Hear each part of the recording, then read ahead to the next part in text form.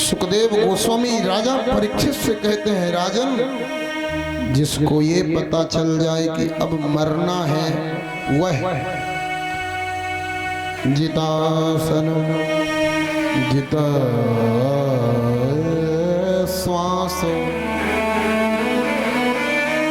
जित संगो जितेंद्रिय।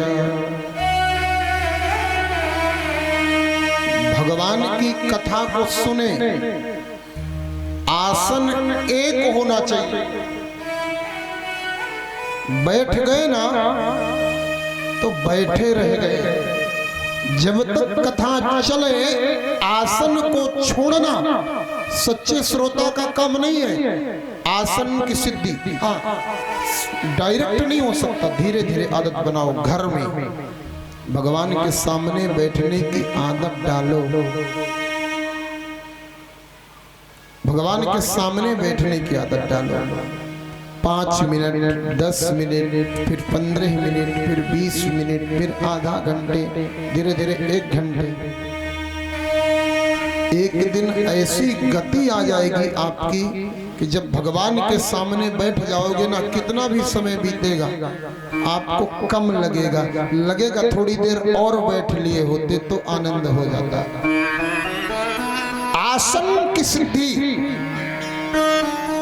भगवत आराधन में आसन सिद्ध होना चाहिए। दूसरा, जित श्वासो जितासनो जित श्वासो।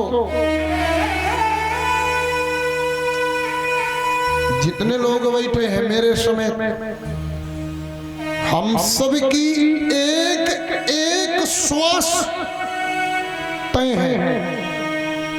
दुनिया का कोई भी, कितना भी बड़ा डॉक्टर, कितना भी बड़ा साइंटिस्ट, अरबों खरबों रुपए लेकर के एक सांस, एक भी श्वास दुनिया का कोई साइंटिस्ट, कोई भी डॉक्टर बढ़ा नहीं सकता। श्वासों में काबू रखो। कैसे? ध्यान रखना, एक भी श्वास बर्बाद न जाए। हर श्वास का उपयोग करो। श्वास श्वास पर राम भजो, वृथा श्वास मत खोए। ना जाने कुन श्वास को आवन होए कि होए।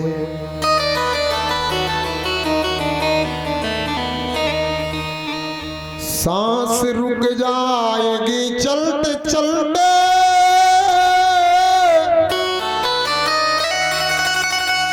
सम्मा बुझ जाएगी चलते चलते।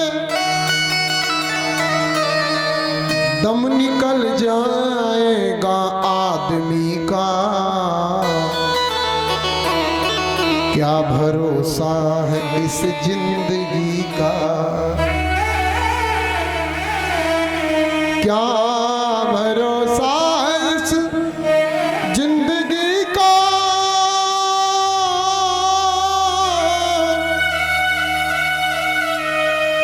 साथ देती नहीं है किसी का।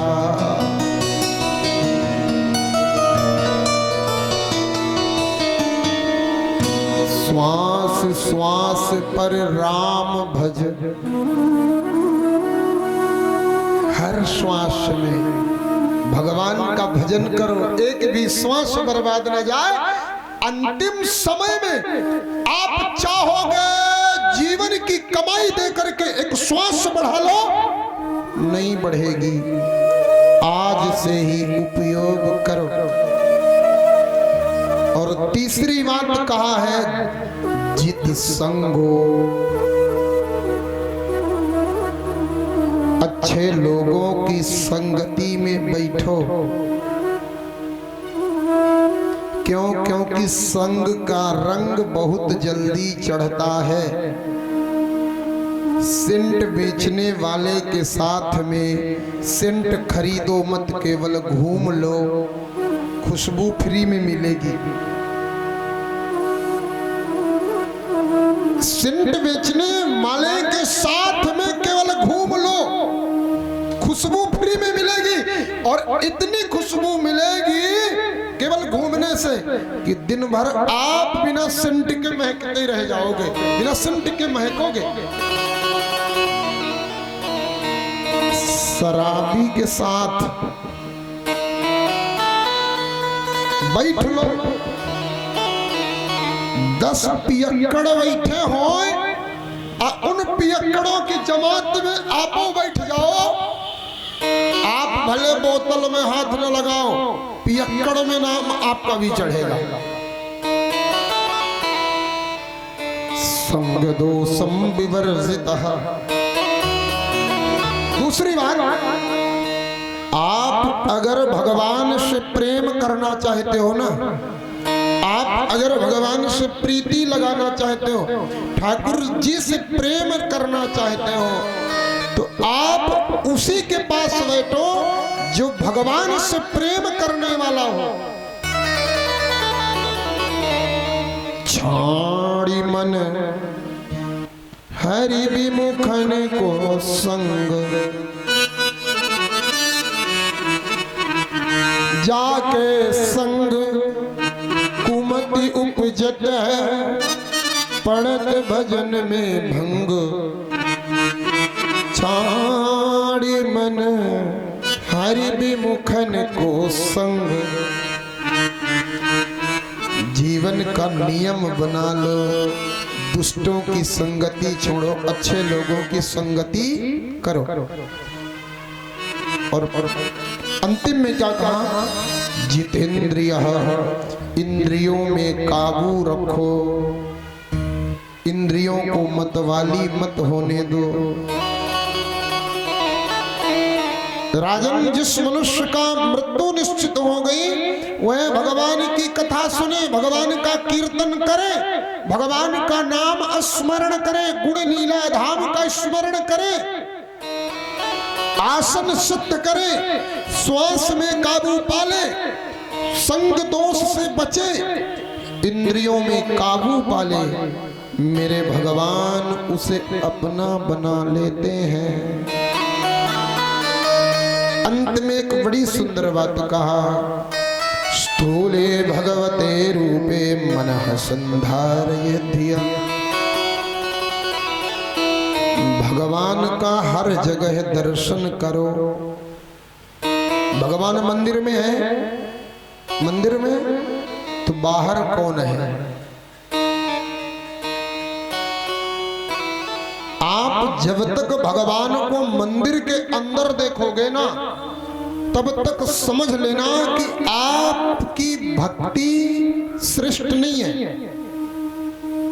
आपको जब भगवान मंदिर के बाहर भी, आपके बगल में, आपके पड़ोस में, आपके आगे, आपके पीछे, ऊपर नीचे, सर्वत्र जब भगवान नजर आने लग जाए ना, समझ लेना अब भक्ति श्रेष्ठ हो गई है। जित में देखूं तित में पाऊं, जहां भी मेरी नजर जा रही ना, वहां सिर्फ मैं आपको ही पा रहा हूं। जब यह गति आ जाए, समझ लेना भक्ति श्रेष्ठ हो गई है। भगवत आराधना का यही श्रेष्ठतम पूर्ण फल है। सर्वत्र भगवान दिखने लग जाए। हरि व्यापक शैल समाना, हरि व्यापक शैल समाना, हरि व्यापक सर्वत्र समाना, हरि व्यापक सर्वत्र समाना। प्रेम से प्रगट होई मैं जाना, प्रेम से प्रगट होई मैं जाना, प्रेम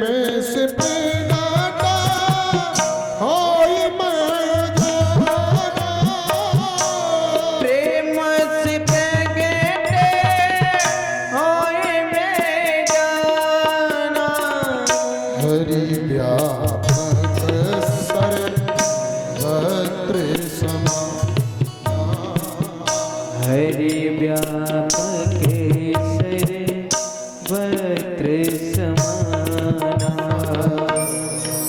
व्यापक केसरी वक्त्र समाना। भगवान हर जगह है, जहां भी आपकी नजर जाए वहीं भगवान है। अच्छा, भगवान दिखता किसको है?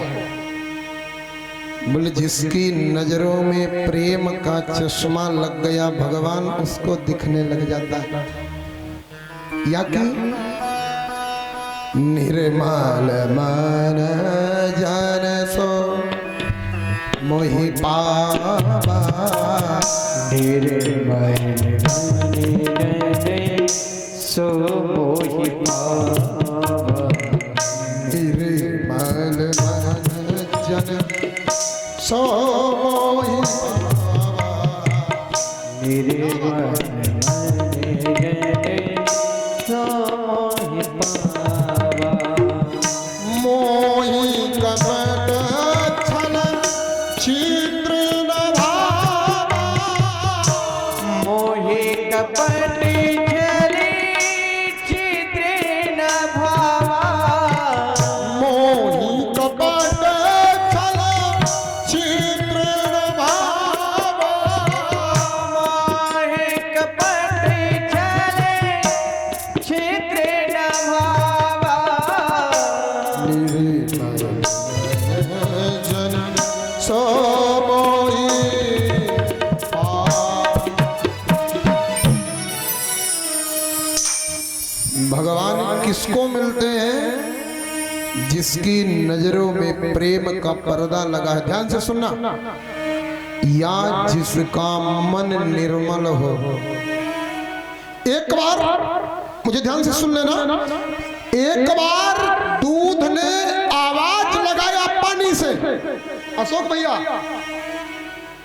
एक बार दूध ने आवाज लगाया पानी से, ओ पानी आजा मेरे से दोस्ती कर ले। पानी ने कहा फायदा क्या मिलेगा? दूध ने कहा जितने रुपए लीटर बिकूंगा उतने रुपए लीटर तुझे भी बिकवा दूंगा। 50 रुपए लीटर में बिकूंगा, 50 तुझे भी बिकवाऊंगा, दोस्ती कर। पानी चला दूध से दोस्ती करने। दूध ने पानी से पूछा, क्यों पानी, कहीं तेरे साथ में खटाई तो नहीं छिपी? पानी ने पूछा अगर खटाई हुई तो क्या होगा? बोले हम तुम दोनों फट के अलग हो जाएंगे। फटने के बाद भी मेरा पनीर बनेगा, रसगुल्ला बनेगा, और तुम केवल गटर के बहते हुए पानी बचोगे। दूध कौन है? भगवान। पानी कौन है? हम और आप। वो भगवान कहता है आ जाओ मेरे से दोस्ती करो। स्वार्थी आदमी, हमने पूछा फायदा क्या मिलेगा? भगवान ने कहा लोग मेरा मंदिर बनाते हैं, तेरा आश्रम बना देंगे। लोग मेरी पूजा करते हैं, लोग तेरी भी पूजा करेंगे। पर ध्यान रखना, कपट की खटाई मत लाना, छल की खटाई साथ में मत लाना, नहीं तो का दशा होगी बताने की जरूरत नहीं है। निर्मल मन जन सो मोहि पावा, मोहि कपट छल छिद्र न भावा। अच्छा, शुद्ध प्रेम होने के कारण भगवान विदुर के घर में जाकर के केले का छिलका खाते हैं, प्रेम होने के कारण।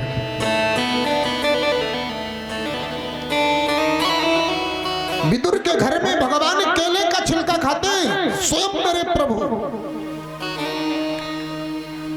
प्रेम नहीं था तो दुर्योधन का मेवा त्याग दिया। दुर्योधन की मेवा त्यागी, साग विदुर घर खाई। सबसे ऊंची प्रेम सगाई। राजा परीक्षित सुन रहे थे, सुनते ही सुनते पूछ लिए, गुरुजी भगवान विदुर के घर में जाकर के केले का छिलका क्यों खाए? क्यों खाए? बड़ी सुंदर कथा है। और ये विदुर जी कौन थे? ध्यान से सुनिएगा। बात उस समय की है जिस दिन भरी सभा में द्रौपदी का चीर हरण हुआ। उस सभा में धृतराष्ट्र बैठे रहे, पांचों पांडु बैठे रहे, गुरु द्रोण कृपाचार्य सब बैठे रहे। द्रौपदी के साथ अन्याय होता रहा, सब मूकदर्शी बैठे रहे, किसी ने बोला नहीं। धृतराष्ट्र दासी पुत्र थे, बोल सकते नहीं थे। लेकिन जब रात हुई तो भैया धृतराष्ट्र के चरणों में गए, प्रणाम किया, बोले भैया बुरा ना मानो तो एक बात निवेदन करने आया हूं, बताओ। बोले महाराज आपका जो बेटा दुर्योधन है ना, ये कुल का कलंकी है। सएस दोषः कुल कौशलाय, यह कुल को कलंकी है। सएस दोषा पुरुषात् विनाष्ट, ग्रहान् प्रविष्टो यमपत्यमत्या, पुण्या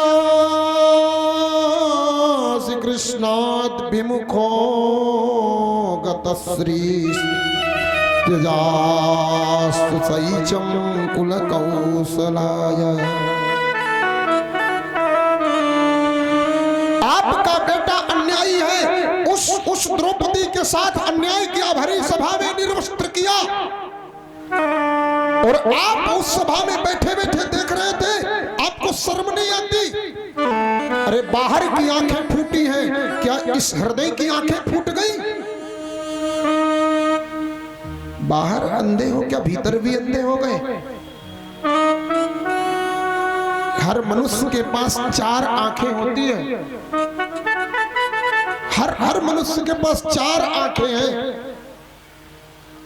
2 चर्म चक्षु सबको दिखते हैं, और 2 होते हैं हृदय में, जिसे ज्ञान चक्षु कहते हैं। ये कैमरा काला है, कैमरा काला है। देखा किसने? आंखों ने, इन चर्म चक्षुओं ने देखा, लेकिन काला है महसूस किसने किया? ज्ञान चक्षुओं ने। ज्ञान हृदय से हुआ। चर्म चक्षु, ज्ञान चक्षु। आपकी बाहर की आंखें फूटी है क्या भीतर की फूट गई? आप अगर चाहते ना एक बार दुर्योधन को तिरछा देख लेते, एक बार जोर से डांट देते ना, दुर्योधन की मजाल नहीं थी, द्रौपदी की साड़ी में हाथ लगा देता।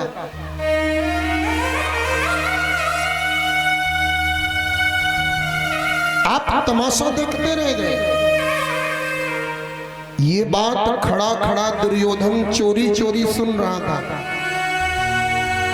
आया, आकर के विदुर जी को धक्का दिया। शर्म नहीं आती? कुत्ते की तरह मेरी रोटी खाता है और मेरी ही बुराई करता है। मनुष्य कब नष्ट हो जाता है? जब उसके जीवन में घमंड आ जाता है। अहंकार में 3 गए, धन वैभव अरुवंश, ना मानो तो देख लो रावण दुर्योधन कंस। घमंड करने से 3 चीजें नष्ट होती हैं, धन वैभव और वंश। 3 प्रमाण, रावण दुर्योधन कंस। दुर्योधन ने धक्का दिया, मेरी रोटी खाता है, बक राज्य से निष्कासित कर दिया। चाचा विदुर खुश हो गए। कितनी बड़ी तेरी कृपा है गोविंद, इस नरक से आज तूने धक्के मार करके निकलवा दिया, तेरी कृपा है। भगवान के भक्त हर परिस्थिति में कृपा का अनुभव करते हैं। जैसे रखे राम जी रहना चाहिए, सीताराम सीताराम कहना चाहिए। जैसे रखे राम जी रहना चाहिए, सीताराम सीताराम कहना चाहिए।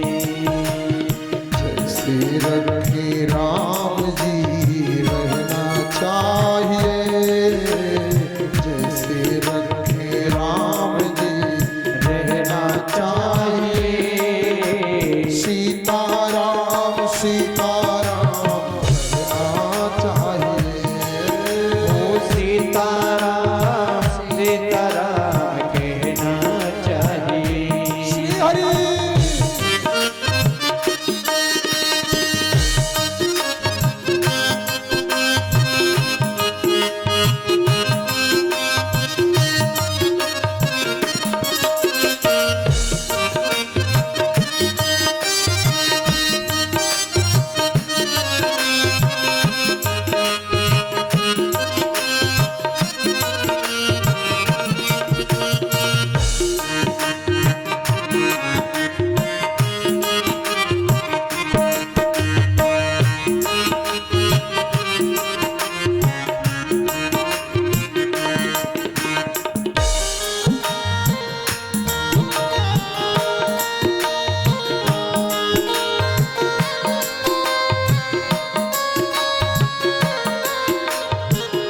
महलों में राखे राम, झोपड़ी में बास दे।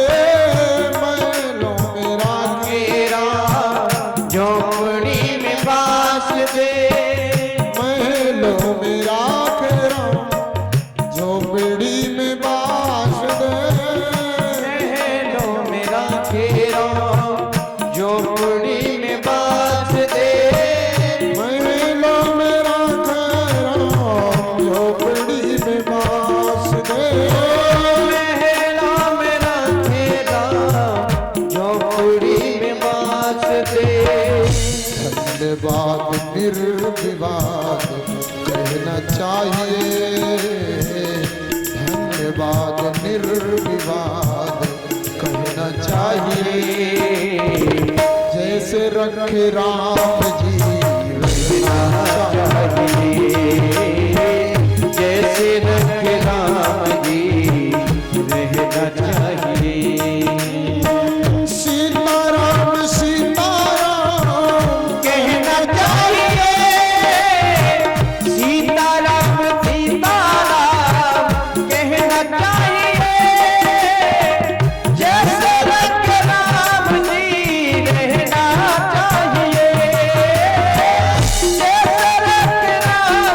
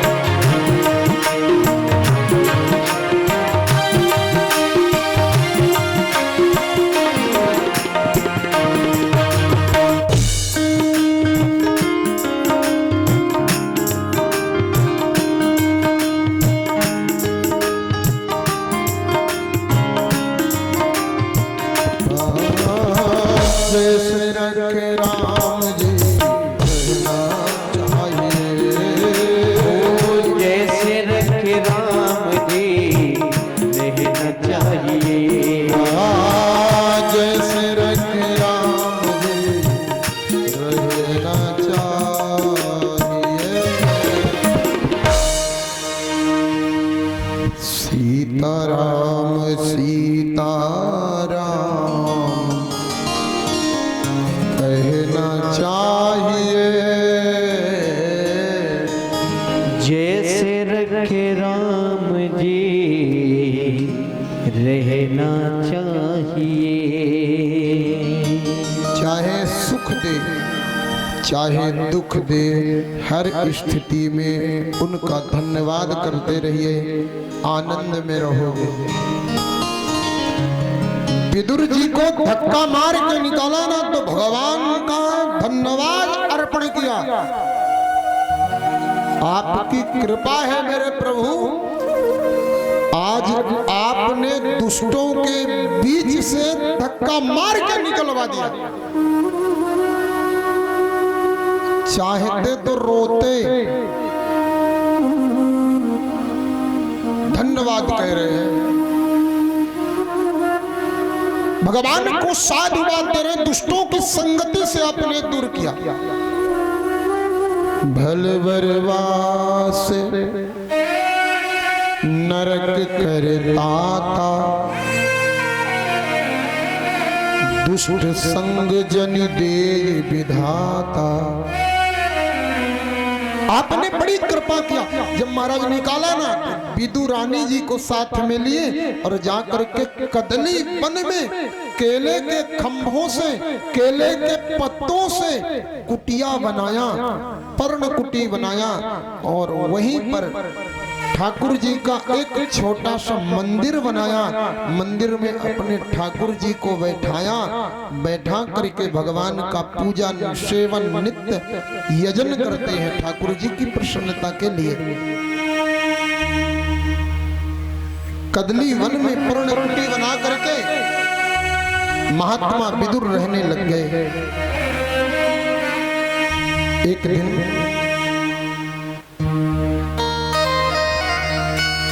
भगवान को पता चला कि महाभारत का युद्ध होने वाला है। द्वारिकाधीश ने विचार किया, जाकर के एक बार समझौता करवाने का प्रयास करता हूं। शांति दूत बने मेरे द्वारिकानाथ, और शांति दूत बन करके भगवान द्वारिकाधीश दुर्योधन के यहाँ चले। जाने से पहले भगवान ने सूचना दिया, आज मैं आ रहा हूं। भगवान के आने की सूचना मिली ना, सजा दिया पूरी नगरी को दुल्हन की तरह। गलियों में केले के खंभे बंधा दिया, सुंदर जितना भी लपक चपक सब था सब कर दिया। सोने का सिंहासन सजाया है भगवान के स्वागत के लिए, सोने की थाली सजाया है चरण धोने के लिए, सोने की थाली सजाया आरती करने के लिए। आदेश दे दिया 56 भोग तैयार होना चाहिए, द्वारिकानाथ आ रहे हैं।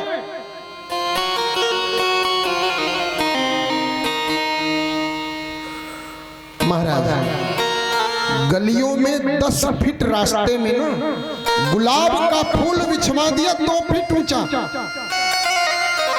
भगवान जब चले ना तो गुलाब के ऊपर से चले।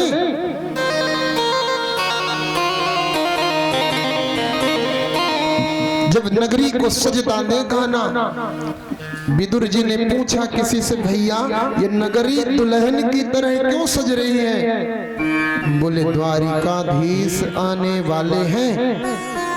नाच उठे। विदुरानी को बताया, ए विदुरानी, आज अपना कृष्ण द्वारिकाधीश हस्तिनापुर आ रहा है। विदुरानी ने कहा आपको क्या करना है? अरे बोले मुझे क्या करना, मैं भी दर्शन करने जाऊंगा। विदुरानी कहती है जहां से धक्का मार करके भगा दिया गया वहां फिर जाने वाले हो? विदुर जी ने कहा कितनी बार धक्का मारा है? एक ही बार तो मारा है। अगर द्वारिकाधीश का दर्शन हो तो 1000 बार धक्का खाऊंगा, द्वारिकाधीश का दर्शन करूंगा। विदुरानी कहती है वो कलिया, वो काला कलूटा, वो कृष्ण जितना बाहर से काला है ना उतना भीतर भी काला है। विदुर जी ने कहा ऐसा क्यों कहती हो? बोले इसलिए कहती हूँ क्योंकि वो दौलत वालों के घर जाता है, हमारे गरीबों के घर नहीं आता। विदुर जी ने कहा उसके आने की देरी नहीं होगी, केवल अपना मन संभाल लो, अपना हृदय संभाल लो। शायद है अभी हमारी भक्ति में कमी हो इसलिए नहीं आ रहा हो। विदुर जी चले, सभा में एकदम खचाखच सभा भरी है, कहीं जगह नहीं है।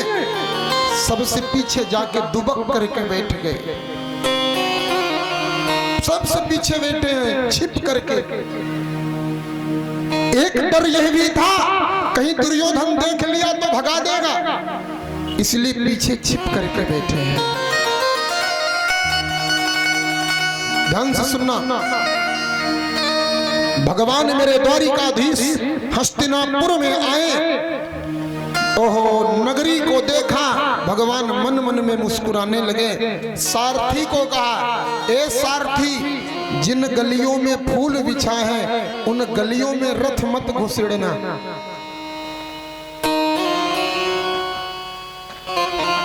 जिन गलियों में फूल बिछा है उधर मैं पैर नहीं रखता। अरे मेरी तो छोड़ो, मेरे घोड़े पैर नहीं रखते जहां फूल बिछाया होता है। भगवान कहते हैं फूल तो पाखंडी बिछाते हैं, ढोंगी लोग बिछाते हैं। जब मैं अपने भक्तों के घर जाता हूं ना, तो मेरे भक्त मेरे स्वागत के लिए फूल नहीं बिछाते। मेरे भक्त कहते हैं करके कृपा जो श्याम मेरे घर को आओगे, करके कृपा जो श्याम मेरे घर को आओगे, फूलों की क्या बात, करके कृपा जो श्याम मेरे घर को आएंगे, फूलों की क्या बात, हम तो दिल बिछाएंगे। एक बार मेरी गलियों में आकर के देखो फूल क्या होता है, हम तो दिल बिछाए बैठे हैं। आपके स्वागत के लिए फूल क्या होता है ठाकुर, आपके स्वागत के लिए तो हम दिल बिछा देंगे। कभी आ करके देखना तो सही श्याम सुंदर।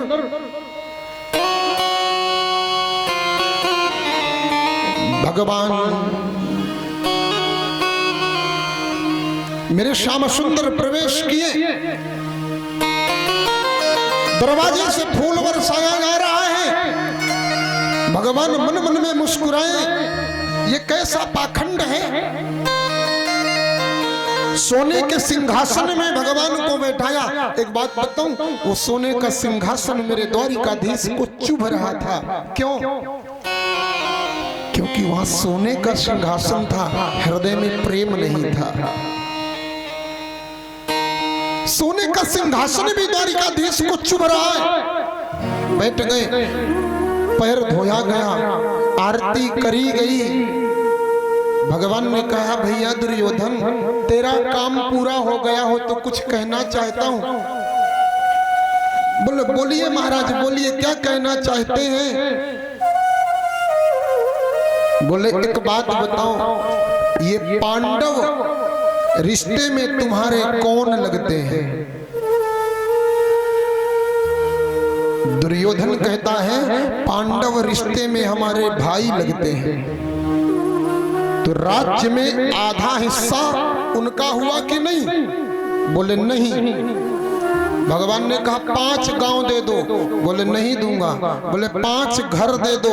अरे बोले 5 घर की बात करते हो। सूच्याग्रे नैव दास्यामि बिना युद्धेन केशवा।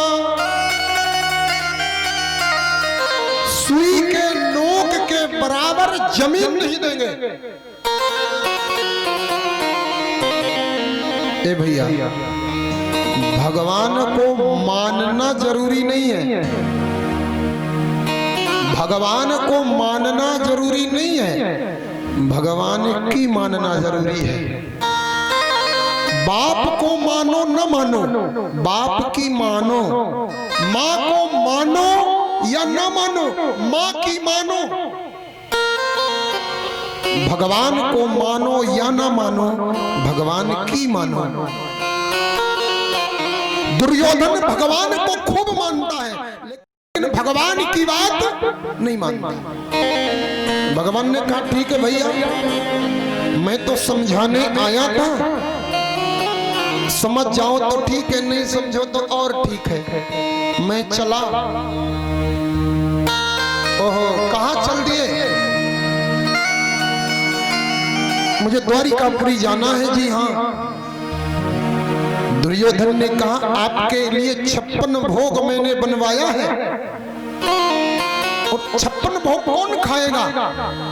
भगवान ने कहा भोजन 2 जगह में होता है, केवल सिर्फ 2 जगह में भोजन, या तो खाने वाले को भूख लगी हो और या तो खिलाने वाले के मन में प्रेम हो।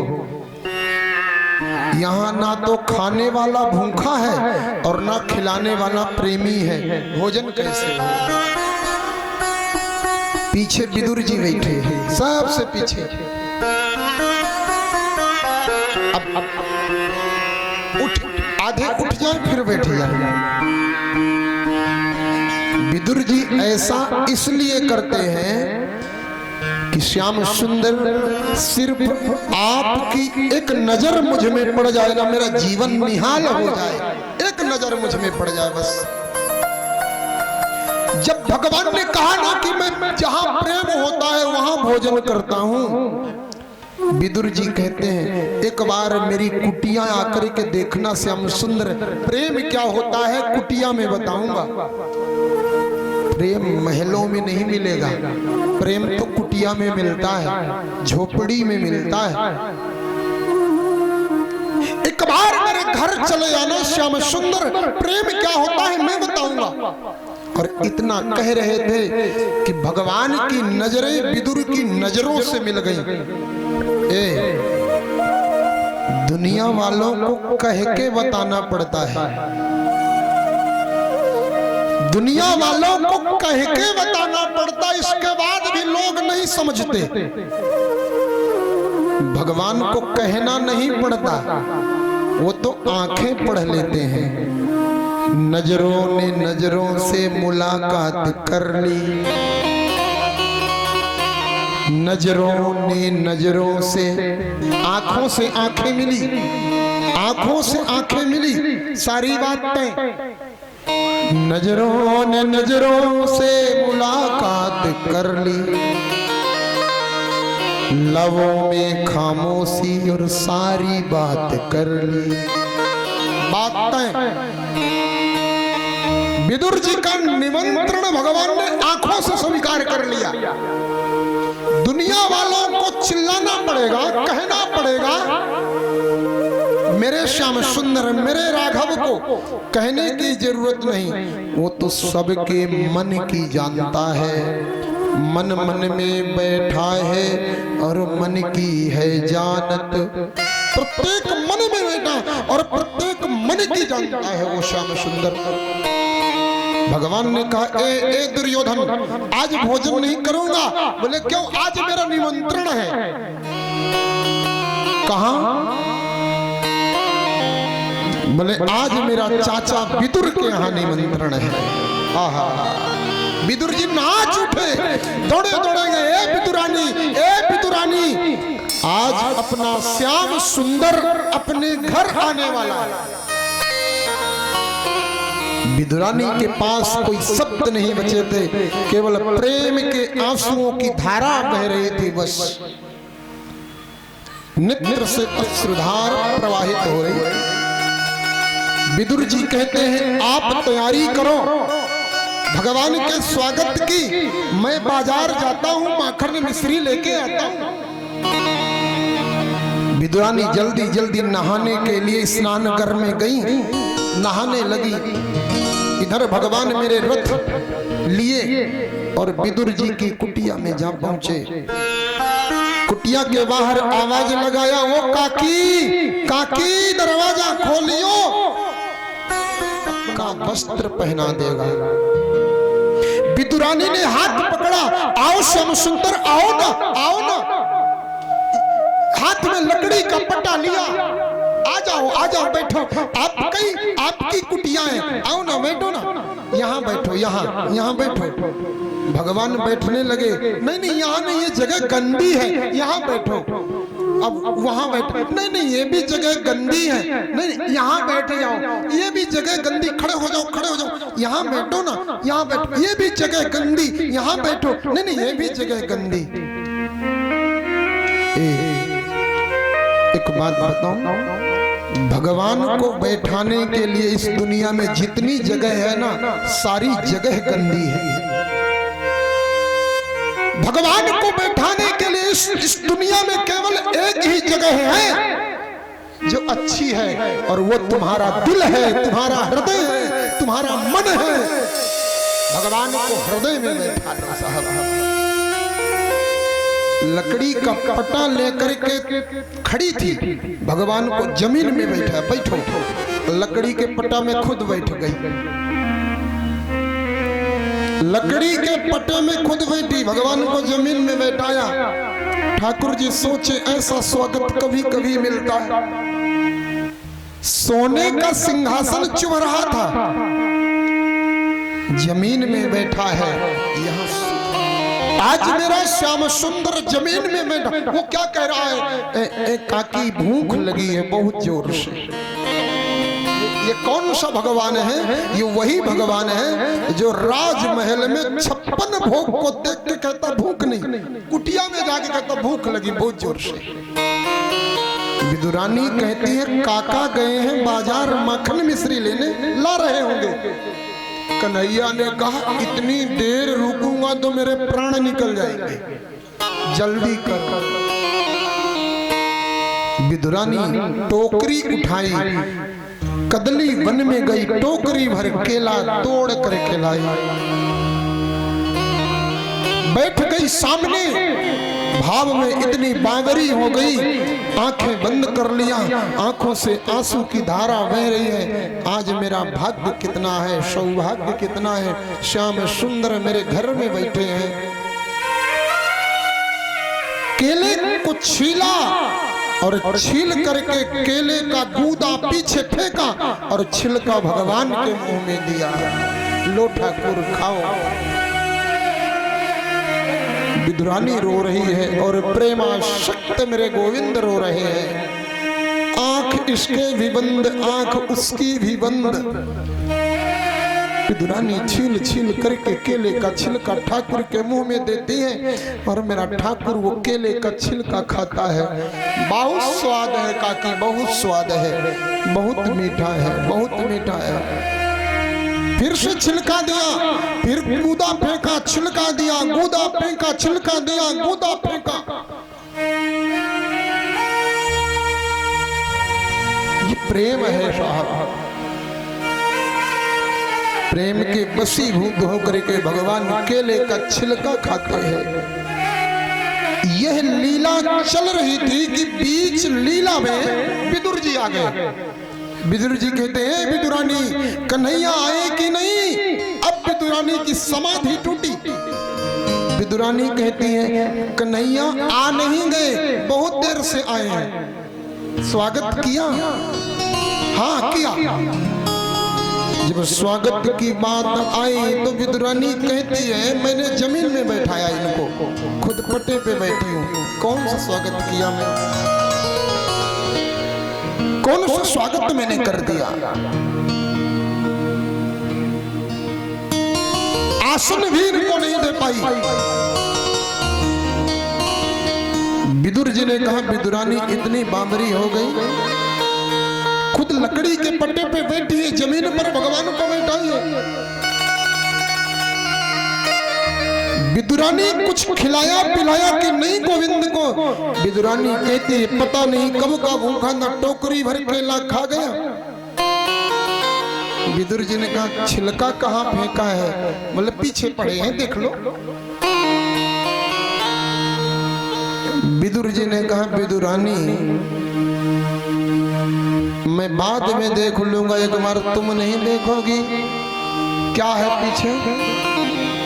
विदुरानी ने विचार किया लगता है यहां भी गड़बड़ कर दिया क्या। बड़े धैर्य से देखा, पीछे कूदे का ढेर लगा, छिलका का पता नहीं। विदुरानी भगवान से पूछती है, ठाकुर जी मैंने आपको क्या खिलाया? ठाकुर जी पूछते हैं विदुरानी से, तुमने मुझे क्या खिलाया? विदुरानी कहते हैं, मैं प्रेम में पागल थी, मुझे होश नहीं था। भगवान कहते हैं, जब मेरे भक्त इतने पागल हो जाते हैं, उन्हें ये पता नहीं रहता कि मैं खिला क्या रहा हूं, उस समय मैं भी इतना पागल बन जाता हूं, मुझे भी होश नहीं रहता मैं खा क्या रहा हूं।